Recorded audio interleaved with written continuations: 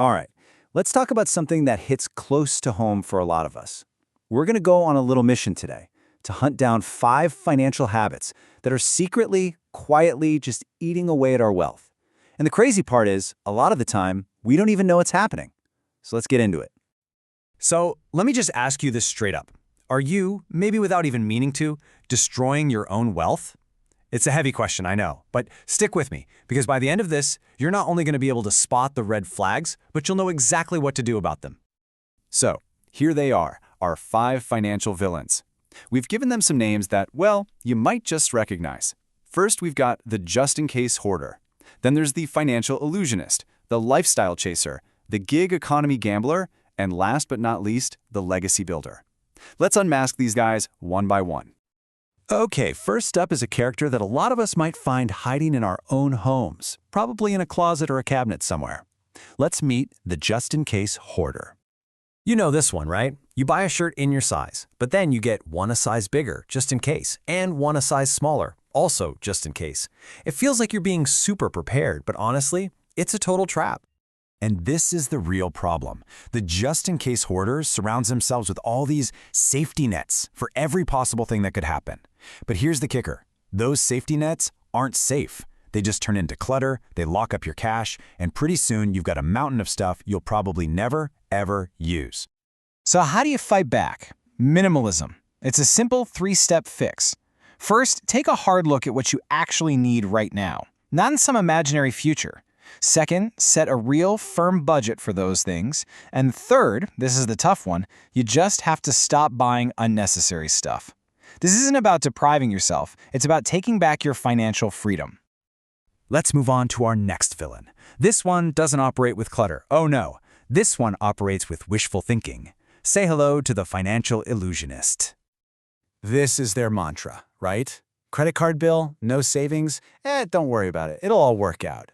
It's this super passive mindset that's all hope and zero plan, just thinking that problems are going to magically fix themselves. See, the financial illusionist's whole strategy is just ignoring the blinking red lights.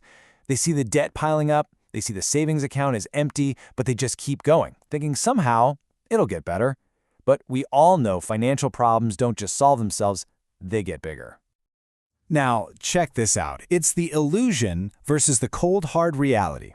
The illusion is that your problems will just disappear. The reality? They get worse.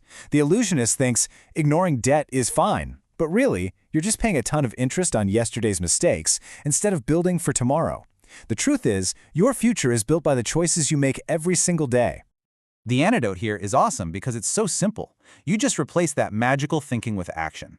And that really means 2 things: practicing financial discipline, like actually sticking to a budget, and actively learning more about money.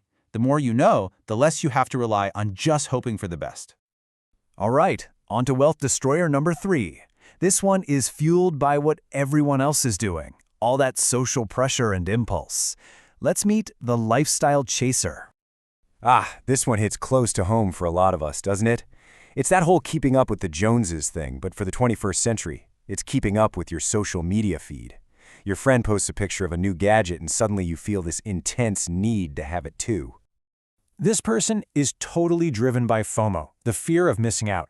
Their spending isn't planned out, it's a reaction. They make these impulse buys to match a lifestyle they see online or with their friends, and they end up with a bunch of stuff they don't really need and a big hole in their bank account. So how do you beat this impulse? There's this amazing practical trick called the 7-day rule. It's so simple. When you get that urge to buy something, just add it to your online cart and walk away. Just leave it there for 7 whole days. Then come back and ask yourself, do I still really need this? You won't believe it, but studies show that this little pause makes people cancel 80 to 90% of those impulse buys. That's a game changer. Next up, we have a very modern kind of villain, someone who thinks that just because they're always busy, they're making progress. Let's talk about the gig economy gambler. We all know the dream of the gig economy, right? Total freedom, be your own boss. But this slide shows the other side of the coin. The reality is often a super volatile, unstable income, zero benefits or security, and a real danger of never developing a core skill because you're always jumping to the next shiny thing. So the gambler is that person who's pet sitting one month, then doing freelance design the next, all without a stable primary job. It feels like freedom, but you're not really building a career. It's kind of like trying to build a house on quicksand. It leads to instability and can really stall your career growth. Now, the antidote isn't to just avoid side hustles. No way. It's about being smart about them. So, step 1, keep your main job. You need that stable foundation. Step 2, build side gigs that are actually connected to your main skills, so you're getting better at what you do. And I mean only when those gigs are bringing in consistent, reliable money should you even think about quitting your day job. And now our final wealth destroyer. This one is the sneakiest of them all, because it starts with really good intentions, but it can lead to a ton of personal sacrifice. It's called the legacy builder's trap. This quote just nails the whole problem.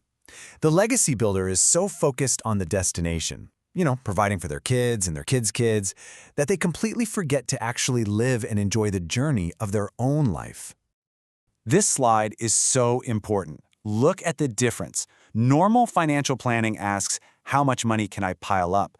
But life planning asks a way deeper question. What is enough?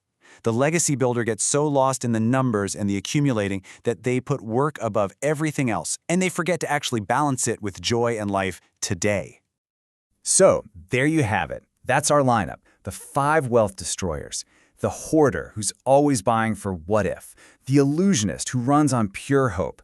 The chaser, who's driven by FOMO. The gambler, who mistakes being busy for being productive. And the legacy builder, who sacrifices today for a tomorrow they might not even get to enjoy.